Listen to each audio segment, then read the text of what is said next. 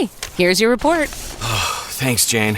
I wish I could hire a whole team of yous. Try posting a job on LinkedIn. It's the world's largest professional network. Unlike resumes, LinkedIn gives a real-time view into a candidate's skills, experiences, and more. Huh, let's do it. You're irreplaceable, Jane, but another you would be great. Find your perfect match with LinkedIn. Post your free job at linkedin.com/achieve. That's linkedin.com/achieve. Terms and conditions apply. This episode is brought to you by Amazon. Sometimes the most painful part of getting sick is the getting better part. Waiting on hold for an appointment, sitting in crowded waiting rooms, standing in line at the pharmacy, that's painful. Amazon One Medical and Amazon Pharmacy remove those painful parts of getting better with things like 24/7 virtual visits and prescriptions delivered to your door. Thanks to Amazon Pharmacy and Amazon One Medical, healthcare just got less painful.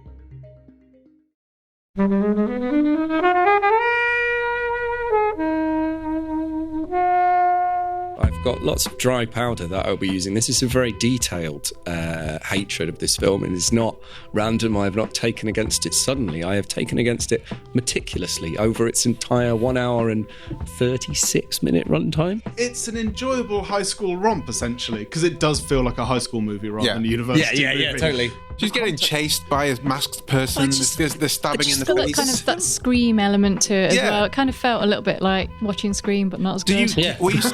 I knew this film existed, but I had written it off as a horror film, non-aficionado. But super happy that you brought it here, and I had a bit of fun with it. Hey everyone, welcome to this episode of Flixwatcher podcast. I'm joined by Steve. Hello, sorry, I was drinking coffee exactly the wrong moment. That's why I picked on you. Hello. Greg. Hello. And Helen. Hello. And we're going to be talking about Happy Death Day. Thank you, as always, to the mighty people for the mighty, mighty tunes. And thanks to Ben from Rockwood Audio for his awesome editing skills. Please do remember to write a review and rate us on Apple Podcasts, anywhere you can do where you listen to the podcast, because it really does help us. And you can join in the conversation with us on Twitter at FlixWatcherPod and on Instagram at Flixwatcher.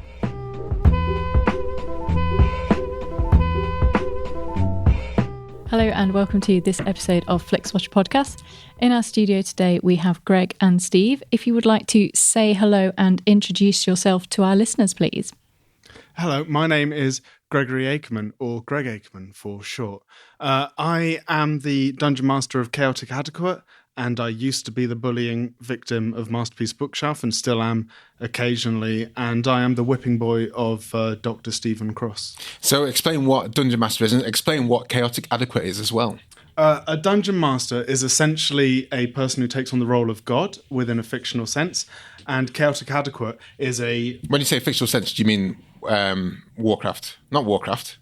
No, not Warcraft, right? Because totally different from Warcraft. World of Warcraft, although is wonderful for its own merits, it is. It's really, really fun, because I once spent a New Year's Eve in World of Warcraft, and they had fireworks over the main cities. It was one of the happiest moments of my life, right? Steve is Thank you for describing the physical action I'm doing, which shows my despair in Gregory Akerman. You chose a life with me, Steve. No.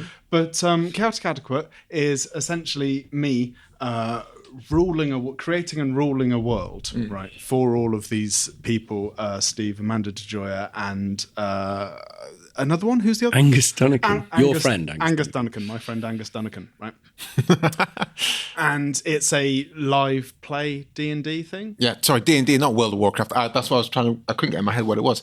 So, yeah, it's way cooler. It's the same thing. World of Warcraft total losers. Dungeons and Dragons is for people who have at least 3 friends in real life. How many people are now playing D&D more as a result of like Stranger Things, or at least coming out as D&D players and fans? About 27,000. Right. Okay. We do know people are playing D&D more because of our podcast. Oh, really? Because people who always found Dungeons and Dragons too difficult to get involved with realise that, like Gregory, you don't actually have to know the rules properly to play it, and you can just get on with it and play it. So we've inspired this whole generation of kind of half-cocked Dungeons and Dragons players. And that's our terrible legacy. I've never been more proud of anything, though.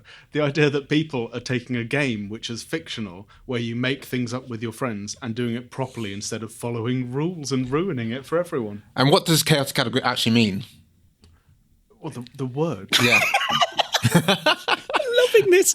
I've never seen Greg under intense interview before. It's absolutely beautiful. This is kind of basic. This is your chance to plug your show. This is why you're not good in court. It just means, right, a group of people bickering and swearing whilst trying to play a game, and occasionally, right, the word chaotic means sort of random aggressive. It seems to mean aggressive whenever it's associated with anything you do, Steve. Well, Dungeons and Dragons has these ways of describing people's personalities, like a Myers-Briggs test for goblins and elves, where everybody sits on a spectrum between chaotic and lawful. So lawful, you follow the rules. Like lawful good. Yeah, so you might be like, but then the second axis is good and evil. So you can be lawful evil, in which case you are like the soldier of an oppressive regime following the rules and killing people. You can be chaotic evil, where you're just like a random person stabbing people in the street.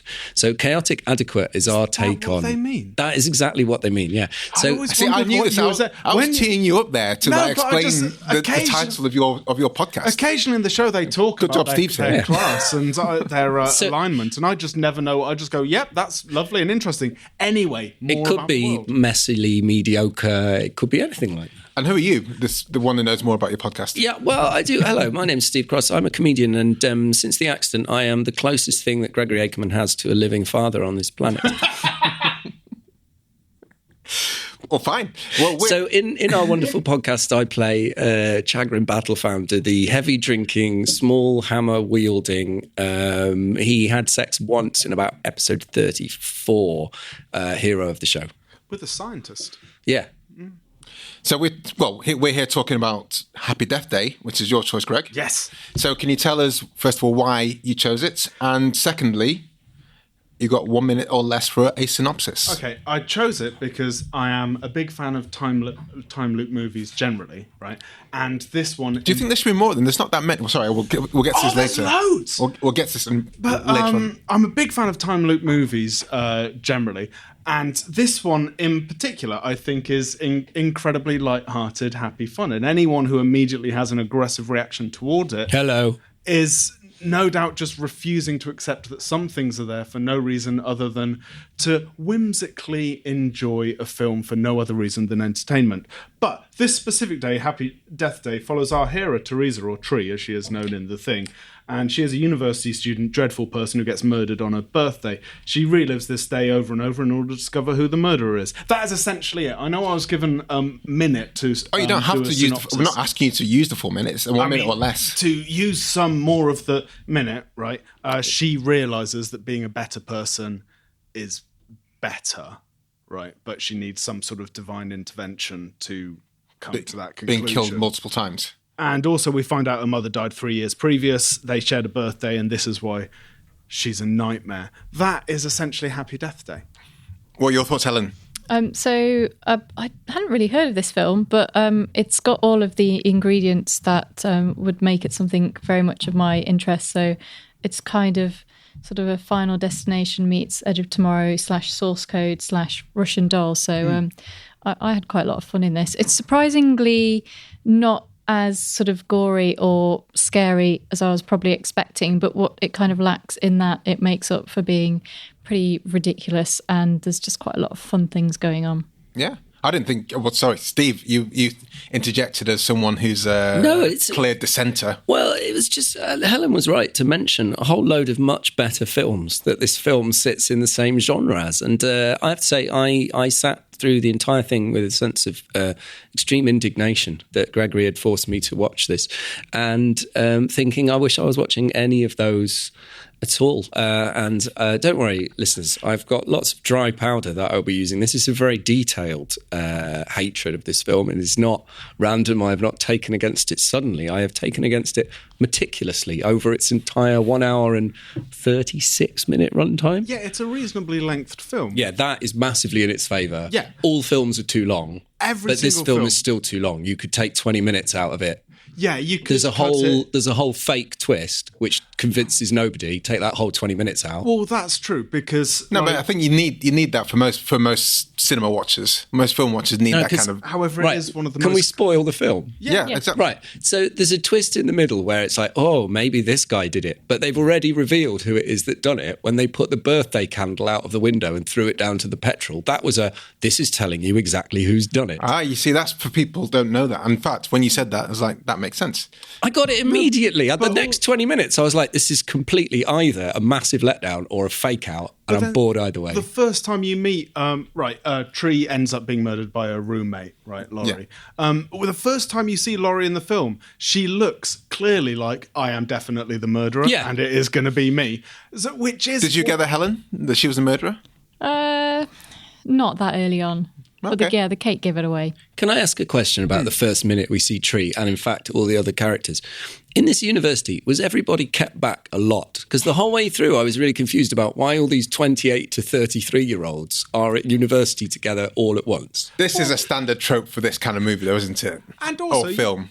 We've all been to university, I imagine. Like, I could right? legitimately fancy Tree, which makes her not age appropriate to play somebody who's at college. But then she's not. At no point does it say what her age actually is, even though it is currently her birthday in the whole film. This could be a postgraduate university. Exactly. Everyone's doing the masters. Everyone's doing the PhDs. And the nice boy in it, Carter, who it takes 40 minutes for us to go, oh, thank God he didn't have sex with the woman when she was really, really drunk. 40 minutes it takes before Even they that bit, clarify though, that bit, it caused me to rage because I wrote down the following thing. The standards at this college are so low that just not raping somebody makes you the nicest person in the whole film. Like, the standards of behaviour are... No, but the standard... But that's the big reveal. Oh, he is nice. He didn't rape her. No, but that's not the reveal. The reveal there No, but is there's just the reveal saying, about him, which makes him the nice guy, which makes it appeal to people like you. No, but it's... No, who but are what desperate, people like you. I just mean like geeky men who are desperate to get cheerleaders into their room. No, but I don't own a room.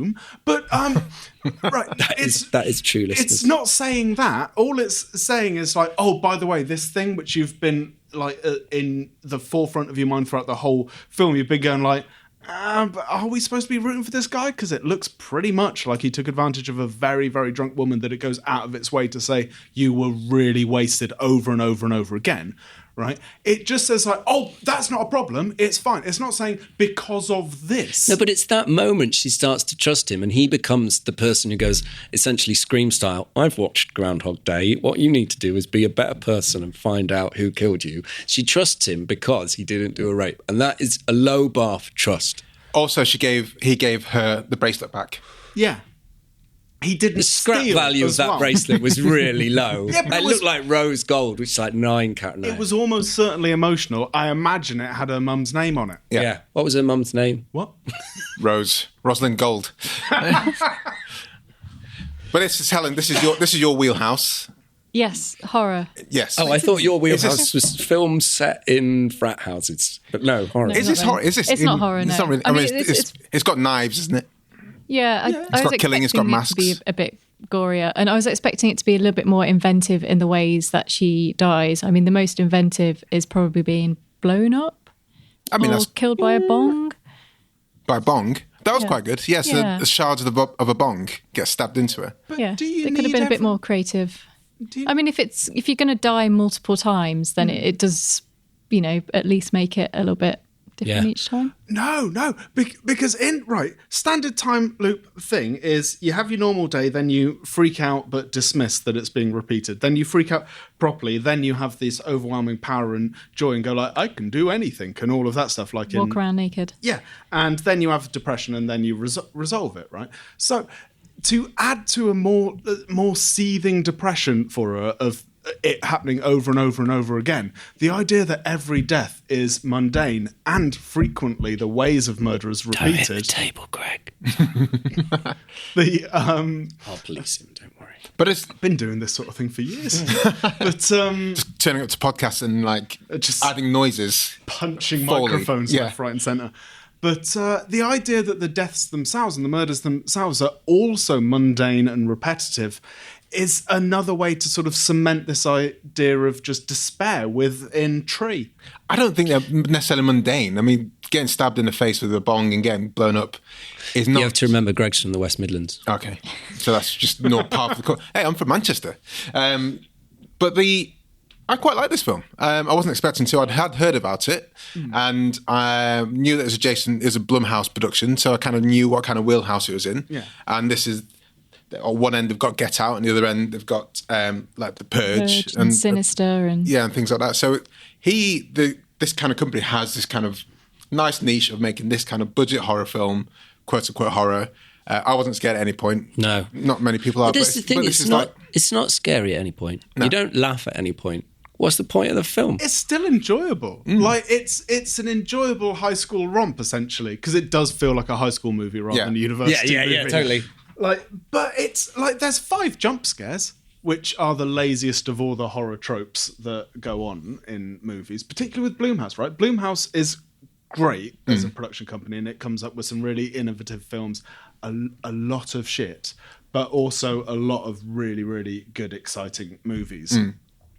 But they do very much rely on jump scares more than anything else, which is a little bit upsetting. But it doesn't matter if it doesn't immediately become horrifically horror. It can still fall into the horror because the she's getting chased by a masked person. They're stabbing in the face. Kind of that Scream element to it as well. It kind of felt a little bit like watching Scream, but not as good.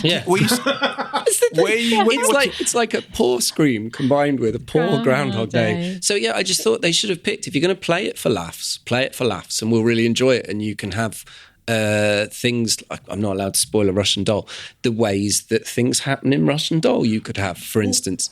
Russian Doll is just like phenomenal and above most time. I can't talk about it without reviewing it, but I do disagree with you fundamentally. I think it's really good for about 3 episodes, and then they write themselves into a corner, and after that it is just tedious self-help nonsense. I really enjoy tedious self-help. Also, I hate magic realism, so the whole last episode just made me vomit uncontrollably. Well, Russian Doll, I think it's good. I think it takes a nice turn, but I think it could have been 2 episodes shorter than it was ultimately. But let's go back to Happy Death Day. Yeah, Happy Death Day. But I mean, obviously, this is something I called upon at the start before we started talking. Yeah. Was can you call it a genre of time loop films? Because time loop films... I think we've already identified... and this is distinct from time travel films. Yes. But what I'm saying is that, is it a specific genre, or is it just something that happens within the confines of a film? I mean, there's enough of them to fall into a group. Right. Like even, I can say, group I could say, but genre? Yeah. Genre? Because I don't know if there's genres. Subgenre. Some of them are comedies and some of them are sci-fi action movies. I think it's a trope you can import into different genres. Yeah. But they all encourage a certain emotional response from the listener, which is the same. Like the claustrophobia, which goes along with time loop. Because I know you love Netflix and all these films are on Netflix and that. Just on Netflix at the moment, you've got Happy Death Day, Arc, Before I Fall, Russian Doll, Nate, Kid, which is the worst film ever made, The Endless, The Innocent, Groundhog Day, Game Over, and Day We First Met, right? Oh, right. Those are I didn't know there was Is there that a keyword, time loop, that you just clicked? # time loop? Yes, there is. Is that right? Yeah. We should point out that we've already reviewed Arc and we don't recommend it. That was in episode 10, and you were wrong to not recommend it because all Arc needed, I won't go on for too long. Shoes in the future. No, just... Yeah, I mean, shoes would have been handy. But the idea of a time loop where more than one person is aware of what's going on, that is exciting enough to carry the rest of the film. That's what I really liked about it. I was kind of thinking, do other people know what the time loop is? And the thing that slightly annoyed me about Carter was that he kind of believed her too soon. Yeah. It's like, right, okay, that's fine. Well, so this is what you need to do. But now I want to imagine a film where everybody knows that time is looping, but everybody else just plays along with it to upset Tree as much as possible. Like a Truman Show Happy Death Day. Yeah, so Carter gets up every day and he's like, clonk. I thought you might want to sleep in. Wink at camera.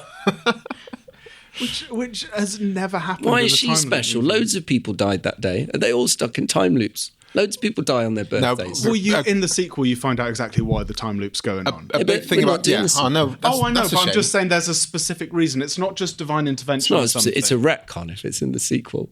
No, it's a specific reason they'd always planned for. Yeah, I was going to say until you just took it away. One thing about Ark is that it tries to explain the time loop and then it becomes like, oh, why are you doing this? So, but I want a time loop to have rules. So I think one of the things that I felt was really different about this and something like Edge of Tomorrow, that's the shooty bang bang one, isn't it? Yeah. Emily Blunt, Tom Cruise. Yeah. That had rules about how the loop worked and when the loop worked. This seemed to have no particular rules. She could randomly do whatever. Well, there's the same rules as Groundhog Day. She dies and resets. But there's a thing where she's always killed, but then she just kills herself, and that resets it as well. That seems like cheating. But it was Bill Murray took himself off a cliff with the groundhog. Oh, I haven't seen it. What? For ages. Why would I go back and watch Groundhog Day as an adult? Because it's divine. Like, what's the twist? It's really creepy, though. Groundhog Day. The moral of Groundhog Day is you should get rid of your whole personality in order to get laid. It's a very bad film from a moral point of view. Very, very creepy. Yeah. Like, in terms of, like, if you want a time loop movie just which multi-level stalking, exciting and doing something different, then the Endless is brilliant, because that's UFO death cult, right? Straight away. Don't spoil it. No, but that is the premise. That is not a spoiler. And there's all kinds of really exciting, interesting things, and anything further is a spoiler. But the Endless, that is a brilliant one. And like the Incident is another time loop movie, which is really exciting and doing something new. I would argue it is a genre, because with all these things, even though there are many time loop movies doing new things and exciting and different things, they all create the same emotional response of claustrophobia and a sort of like yearning for the person to be all right. Do you think, I was watching this and thinking, actually time loop films, I know how Blumhouse work, it must actually be quite a cheap film to make, because you kind of just reset the scene once you've done this, you've played the scene out 5 times, reset, and now it's like, okay, day 2. You're wearing the same clothes, you go through the same process again. I was thinking that must be actually quite a quick thing to make. You just got to get cheap on set, just production schedule's the same. For the most part, half the film is the same thing again. You're fucked if you rewrite halfway through because something's not working. Yeah, exactly. Can you rehire that goth extra? We need to redo the...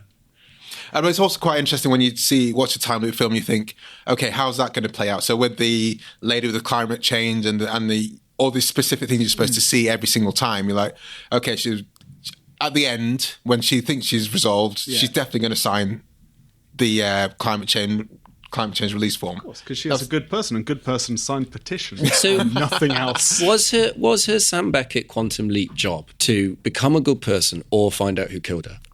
What was it that solved the loop? It was what solved the loop survive was finding out who killed her. Right. Which meant to survive. Yeah. Do you think? But if she had just stayed, if she just got so she can go back to being a normal person the next day. No, but if she can dump that loser Carter. If she had, it's not a loser. He didn't rape her. If she had survived, if she knew that her roommate had killed her, but survived. Do you think the time limit would have reset? I think she needed to kill her roommate. I think, she needed to work out who killed her, to survive, and to have vile retribution for it. Okay. So it's a 3-stage... But this is what I mean about the rules aren't clear. Unlike some of the other films that we've talked about that have time loops in, the rules on this one slew all over the place. They didn't slew all over the place. They remained static, but we just weren't privy to them. In the same way that Tree wasn't privy to them, we were feeling the world through her eyes, therefore... Have you been on a course or something? I spoke to a grown-up. Okay. Before we go to the scores, a couple of things. The baby mask. Yes. How creepy is that for you in terms of a scale of creepy? Yeah, it's pretty creepy, isn't it? I mean, yeah. It's the American football team, baseball team. I don't know what you're talking about. Sports American team. Sport, yeah. Sports. Yeah. That's what the mask's from. Sports. I like the way that they don't specify the sport so that no Americans go, I'm not watching this. It's a basketball film. I hate football. I'm not watching the football. They're like, yeah, the sports team. Before the big homecoming sports. It does seem a weird mascot to choose, though. Because there are loads of weird mascots, but they're all like vegetable or animal-based. Yeah. Just giant baby. Giant baby. There is Artie the Artichoke as and Rocky the Rocket, which is a lettuce. When? They are just real mascots. Oh, okay, from sure. American sport teams. I But thought there's I'd no missed something. babies in real. There's no babies in real life. Yeah, so they just chose a mask that they wanted to be creepy and then retconned it into the into the film. I don't think there was that much. Well, more this thought like into they were it. like, well, Scream sold a lot of that merch. We need to get ourselves some of that Some sweet Halloween merch. Like, did they make the money at Halloween? Like, whoever it is that makes Joker suits, who cleaned up this year. Well, Blumhouse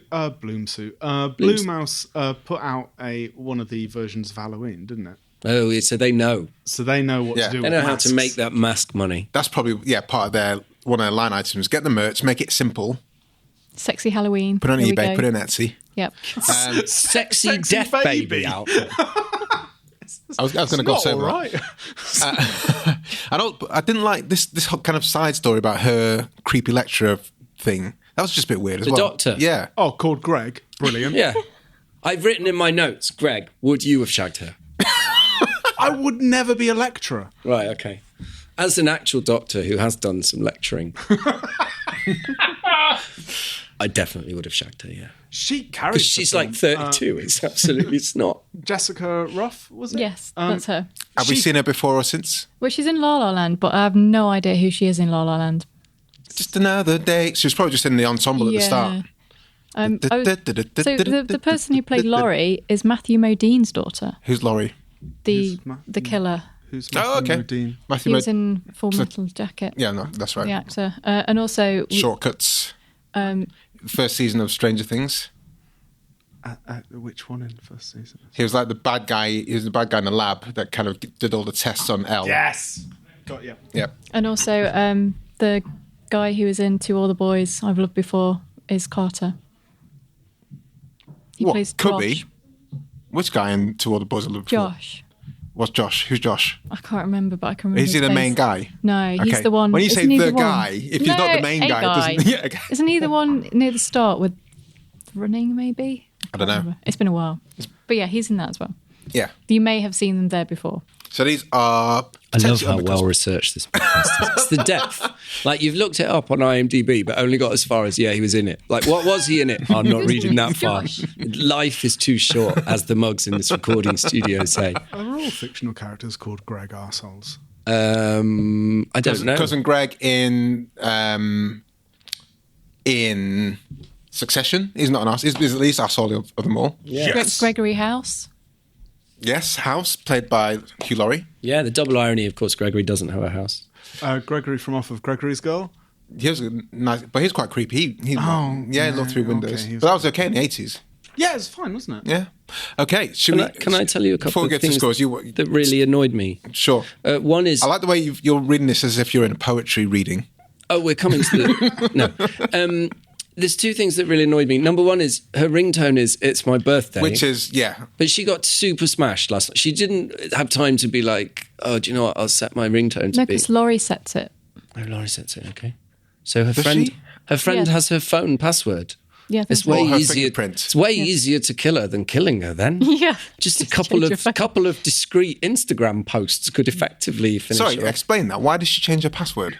She doesn't change her password, Sorry, but sorry, she sets the change her phone. ringtone. So in the first instance of the cake, she says something about, "Oh, how did you find out about it?" And she's something about the driving license, and she's like, "Oh, and I bet you changed," or didn't. She does mention something about changing the ringtone. Ah, okay. And I bet it was you who changed the ringtone or something, Okay, so that makes it. or one of them. Because I was thinking if it was like Brings some me to my special. second point: the lampshading in this film. At the end, where he says it's a bit like Groundhog Day, I just threw my book at the screen. Like, I just think if you're going to lampshade, either do it more funnily than that, or just don't. Like, make it clever or funny. Don't just be the thing the viewers were thinking. I've never heard the term lampshading before. Lampshading is where you've done a really obvious trope, or there's a massive hole in the story. Yeah. Rather than pretend it's not there, you put a lampshade over it in the hope that people will notice the lampshade and be like, "Oh, what a clever, fun lampshade." So I wish he'd read Greg's entire list of other time loop films. That would have been lampshading it well. It's a bit like Source Code and Final Destination. The other thing was Bill Murray? No? having recently done up a house, light fixtures are not strong enough for you to swing on and kick somebody out through a window. There is no light fixture on the planet strong enough to do that. Sounds like you tried. Maybe she was really, really light. I mean, they claim they don't eat food in this, so there's that whole sorority girl thing where they're like, what is this? Crazy cat food lady? The other thing I forgot to mention is that in real life, I am currently under a death threat from a sorority. Oh, really? How did that even transpire? And many years ago, I went out with an American who was in London for a year as part of her university degree. I was much younger than I am now. And I got a letter from her sorority saying how they'd heard about me, and apparently I was really nice. But if I ever broke her heart, they would come to London and kill me. Did you break her heart? I mean, obviously I did, yeah. So there is an open death threat. So I have to double check which sororities are on American campuses before I go and do any work in America. That sort of thing. Kappa Pi Gamma. I'm not going to say which one it is. Say it. They have a reputation for being nice. I might be the only person who has a death threat from this particular sorority. On that bombshell again, let's head to the scores.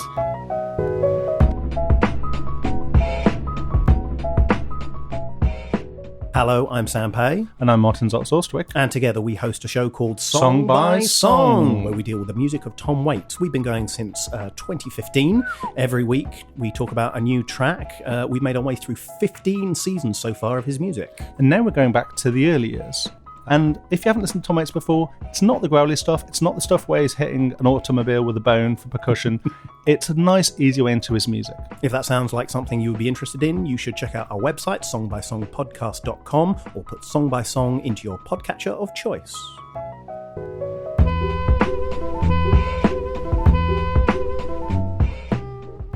Welcome to the Flixwatcher scores. All the scores are out of 5. You may have decimal places if you wish. And we'll start with you, Greg, with the recommendability, please. 4. 4, straight out of the gate. Any reason why? Because I would recommend it to most people, but I would assume that there would be some people like Steve who would take against it. Who would not enjoy it, yeah. But I think I would certainly recommend it. It's really accessible. It's really easy to watch. It's an hour and a half, so it's not going to kill anyone's time. If you have a terrible, terrible time watching the movie, then you've wasted an hour and a half. It's not like it's a shitty 3-hour job or something. Steve? I'm going to give it 2.5, and specifically for the reason that I think this is an ideal double screening film. If you're filling in your tax return or something like that, and you want a film to have on in the background, because you only have to watch the first 14 minutes till the first death, and then really focus for the last 4 to 6 minutes to see the final loop, you can kind of not concentrate all the way through. So if there's you on your own or you and someone else and you're both sending emails and catching up on stuff, that is its ideal situation. If you want to focus on it, don't, because you will both end up throwing things at the screen and saying, why did you force me to watch this? Helen? Yeah, I'm going to go with Greg for it's a fun film if you like time loop films, occasional horror, scream, and you don't mind that it's doing all of those kind of things in its own way. Yeah. What did you guys find Scream actually scary? Not scary. It was enjoyable. Very enjoyable. Yeah, it was very clever. Yeah. So I think Scream's not scary in the same way this isn't scary. You know, there's a bit of chasing, there's a bit of a threat, but you're not like... I don't know if I could watch Scream now, but I remember watching it when it came out, and the idea of a horror film that was aware of its own tropes and broke the fourth wall and was funny, that was amazing at the time. But now every film does that all the time. Every film's aware of itself. Yeah. It would be like watching New Nightmare now, wouldn't it? Which was wonderful. Where's New Nightmare? Yeah. Which was wonderful. And that was one of the first, hugely commercially successful meta horrors, wasn't it? I don't know. It was. I'm going to go for 4 as well. I knew this film existed, but I had written it off as a horror film, non-aficionado. But super happy that you brought it here, and I had a bit of fun with it. Good. Repeat viewing score, Greg? Probably 3, right? Because whilst I... Steadying yourself to explain, yeah. Well, it's just for the purpose of this recording, I watched it 3 times within a couple of days, right? Why? Because I watched it once to remind myself of the film. I watched it another time to do a timeline. I watched it a third time just to see whether there are any additional notes to make of it. You told us to make notes. In Greg's defence, you said people do better on this podcast when they turn up with notes. And I make a lot of notes. Sorry, I feel we need to utilise your notes. Have you I didn't explained even your like timeline? it, and I've got 4 pages. What's your timeline? 15 minutes, first loop, board mascot seller steals the show when he goes, £10, 10% discount for students. Yes, He's I brilliant, love isn't him. he? Yeah. And then we have to assume Carter immediately believed her, which is noteworthy at 15 minutes. 40 minutes, thank God Carter didn't fuck the blackout drunk girl. 47 minutes, each death damages her. Each death damages her, and they don't go into that in nearly enough detail. That's a wonderfully exciting thing. It does what? Also, I want to do the medical thing where he says, technically, you should be dead. Like, if there's enough of you broken that technically you should be dead, you are dead. There's just blood flowing into body cavities and shattered bones. And because they do. What was that phrase you used? I didn't understand it. You screamed it. No, each death damages her. Oh, yeah, okay, yeah. And that's a really, really exciting thing for a time loop. But they mention it twice. Once when it's initially said, and a bit later on when she goes, I don't know how many times I got left. Maybe I'm like that. But the next 2 times she regenerated, she was absolutely fine. Yeah, she didn't. And they should have gone into that. The main sign of her getting weaker was that the makeup that she woke up in was done worse each time. No, the main sign was she woke up like going, because she would wake up with immaculate makeup at the start, and by like loop 7, her eyeliner is running slightly, and that's how you know that a young woman is in trouble. Exactly. And if physically and should be dead. Awful comic book writer who was one of the writers of this film is listening to this, and there's no reason why he wouldn't be. Write it again. But go into that in more depth. Happy Death Day 3. This time it's got proper rules. 120, no police questioning seemed odd. 122, the most heavily signposted twist. Laurie done it.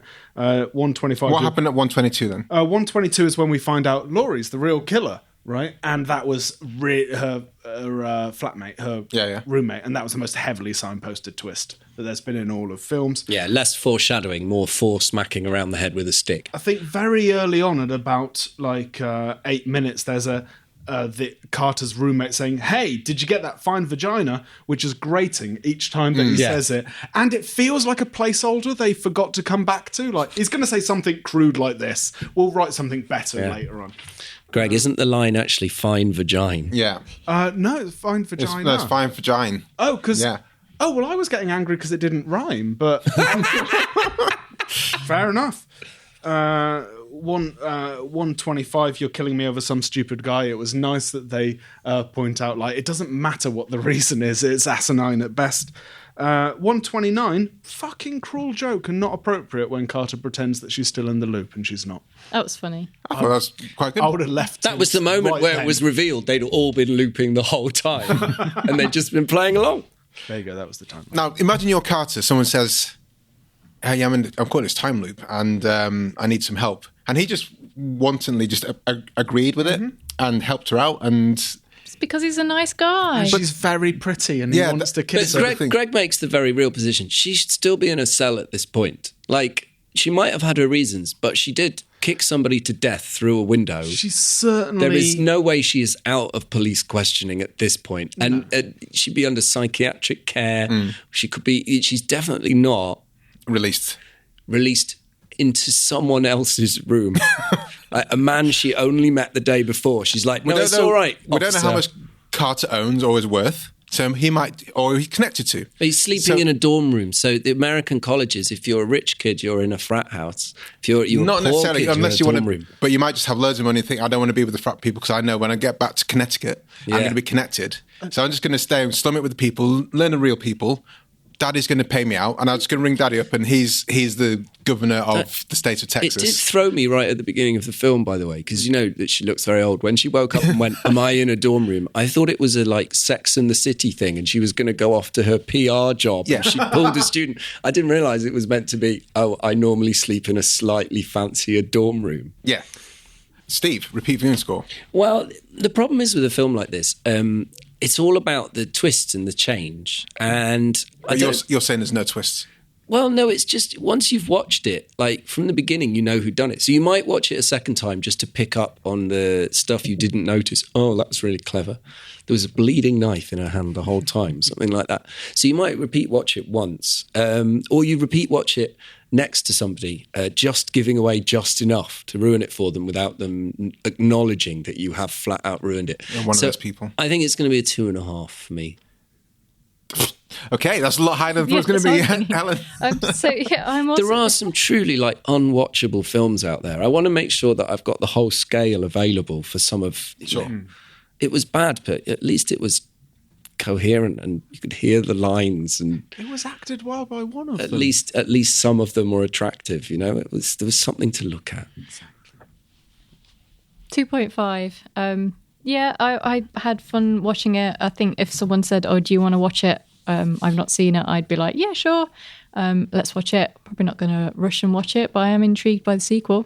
But you do your tax form while you were watching it the second time. Yeah, if it's January and my self-assessment tax was about to come in, I'd say, yeah, I'll sit down and watch it with you, as long as you don't need me to pay attention to the film and you can ask me questions and I won't answer because I don't like giving away plot lines. You'd have to check where you're up to in the loops, where somebody says to you, is he the one who you can't go, yeah, he's the one who busted out and tried to kill her? And the person you're talking to is like, we're only 27 minutes into this film. We haven't got to that loop yet. So I'm going to go for 2. I'll watch it again, maybe. Wouldn't begrudge me to watch it, but I'd watch Happy Death Day 2.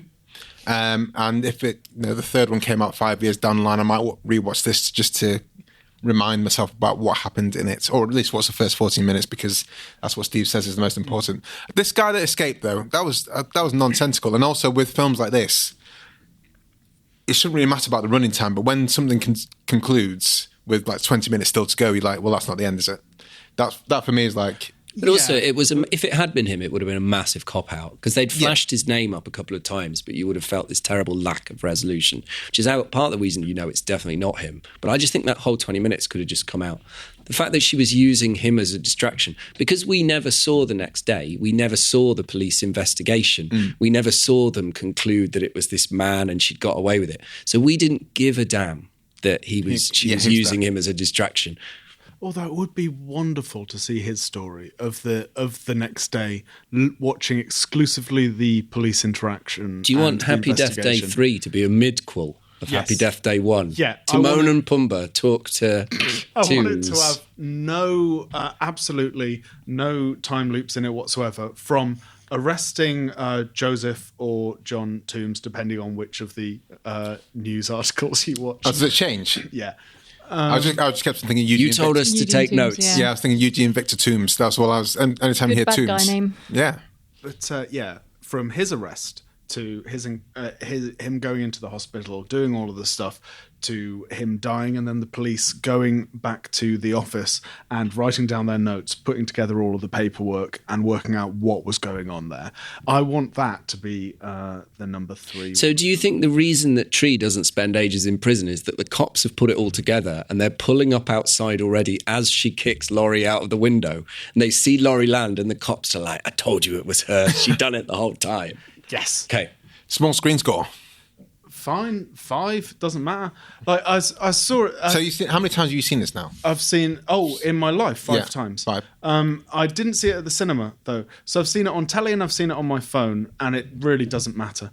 Like it's fine. It's not a massive epic thing. Yeah. Like I would understand someone getting angry about not seeing Lord of the Rings or something on the cinema. You don't need to watch Lord of the Rings anyway. Don't watch Lord of the Rings at the cinema, because you can't pause it to go and make yourself lunch or have 6 cocktails. You can't just pause it to go and sleep and never press play again. I had a date once where we watched all of Lord of the Rings. It was like an all day and well into the night date with meals and other interruptions in the whole thing. Amazing. And did you stay together with them? Yeah, but we didn't watch the director's cut because she said 13 and a half hours, that would be madness. So we only watched 11 and a half hours.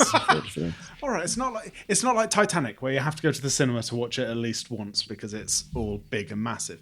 So watching it on your phone or watching it on screen doesn't matter. 5, it's fine. Yeah, I mean, it's basically an episode of Degrassi Junior High with a stabbing. It's designed for the small screen. So what are you going for, Steve? Well, I think small screen, it doesn't hurt it at all. I'd give it a 5 to be watched on a telly, because there's one explosion, which is just one car and looks really good on a small screen. Mm-hmm. Helen? Oh, yeah, I'll also go for a 5. It's kind of a fun thing to watch at home. But because it hasn't got kind of the jumps and shocks that I would have expected from a horror, I don't think it would have added anything watching it in an audience. I'm going to go for 5 as well. I think if I had watched this in a cinema, I'd be annoyed. Yeah. It's not got some amazing atmospheric score. Yeah. And you know what the rest of the audience would be like. Yeah. There'd be tons of 14-year-olds just screaming and Fucking shouting. just knobheads. Oh, fuck. They'd be like Shazamming that tune. Hey, it's your birthday. So they can play it later during the film. I hate everyone who's not me. Engagement score and Steve. Sorry, Gregory. I was perfectly engaged each and every time I watched it. I'd go with a 5 just because I didn't want to pause it to get a cup of tea or to go to the toilet. I was physically uncomfortable for the last half hour because I really, really needed a wee. But I couldn't turn away from it because I was really, really enjoying myself. Steve. I'm going to be horrible here and give it a 1. I only concentrated because I was taking notes for this. Otherwise, I would have just drifted in and out. And part of the problem was there's only one character who does anything in it. Everybody else only has like 4 lines and they're one-dimensional. So you don't get sucked in and you're like, oh, these people live their lives. I wonder what they're like with the... Like, that person's just there to go, you shouldn't drink that milkshake, and does it over and over again. No, I found it really unengaging. I'm really sorry. That's fair enough. Helen. It made me want to watch Edge of Tomorrow. Helen. Most films make me want to watch Edge of Tomorrow, even if they don't have a time loop. 3.5. I don't think you need to be massively engaged in this. Yeah. So, yeah. No, yeah. It's good fun, but... I didn't... Some films, when there's a twist coming, I pick it off. I never try and find it. I was quite surprised you guys could pick that. I didn't. The candle. It was just... It was... Mm-hmm. No, I just thought... Do you know what I was thinking during that scene? I was thinking... Petrol doesn't light on fire like that. No, that was the other problem with that. Cars don't blow up like that. It's a make-believe film. There's a suspension of disbelief. It did make me want to play computer games at that moment. I was like, blowing cars up. Let's get Just Cause 4 out. And I'm sure in real life, if you say to the arresting officer, so like, no, I am really high and drunk, they won't just be really friendly and gently cuff you and walk you. Gregory, you're not an extremely attractive woman. Yeah, I know. That's the problem with your theory. Okay, gotcha. I'm going to go to 3.2. It's fine. Don't need to be. I wouldn't be doing my taxes. Why did you choose 3.2 rather than 3.3? It just felt, sometimes you go for your gut feeling. Yeah, of course. It's when you're at the voting. I love how sometimes. Precise your gut is. It's that brain, it's that microbiome that I've been cultivating. Yeah. 3.2. So that gives us an overall score of 3.57500. It's pretty decent, that. Yeah. Yeah. Is that pretty decent? Yeah, that's all right, because it's small. What you have, the way we work is we're set up for watching films on TV. So we've had good films, ostensibly good films by whichever medium, whichever metric you can use, like Roma, for example. But on a small screen, you're just like, I just wish I'd seen it in the cinema. Have you ever had a film that everyone has gone 5 for everything? No, we haven't got straight 5. No, the high score. It's because you haven't made a film yet, Gregory. Boom. The highest scoring film so far is When Harry Met Sally, and that had a fair few 5s. Really? But not 5s for everything. No, it's nice that you got loads of people's parents on to review a film. So we did have a few. So we always go to Twitter before we record to ask people to give their reviews. And in this case, we said we're reviewing Happy Death Day with Gregory Akerman and Steve _X from Chaotic Adequate. See, that's how you plug your podcast. Thank you. Did everyone reply? Have you seen it? Give us your thoughts for an on-air shout-out on Flixwatcher. And we had a few responses. Greg, do you want to take the first one? From Movie Reviews in 20 Q's podcast. Yes. A surprising amount of fun, buoyed by a good performance by Jessica Rothe. 3.5 stars. Which ties it with our overall score. Steve, do you want to take this one? Yeah, this is from Kevin Wheezy, who I respect the Wheezy part of their name because I'm an asthmatic and proud. They say 4-star, good watch, and the second one lives up, entertaining to say the least, full stop. Fair enough. And I just realised we're not following you. Just going to put a click there. Good. It's all right. You also typed my Twitter name so that it's not clickable, but... So I'm like looking at this like, why I never you're not blued out. You're not blued out. Why I never seen it? Well, guys, can you just sign off by telling everyone where we can find you online quickly, and then we'll say goodbye. You can find me at Gregory _Akerman on the Twitters. And, Instagram. I do Instagram. Really, really loads. Which is just at Gregory Akerman.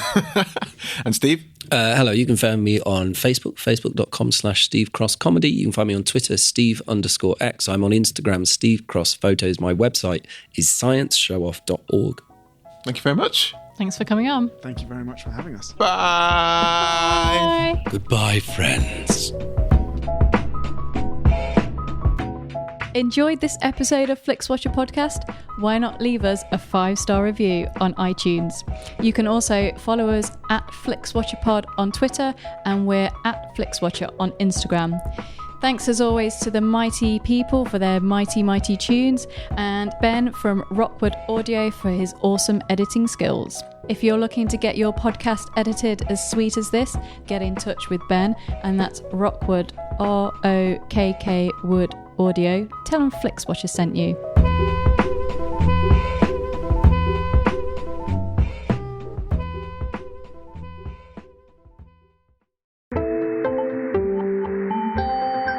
You just heard a Stripped Media production.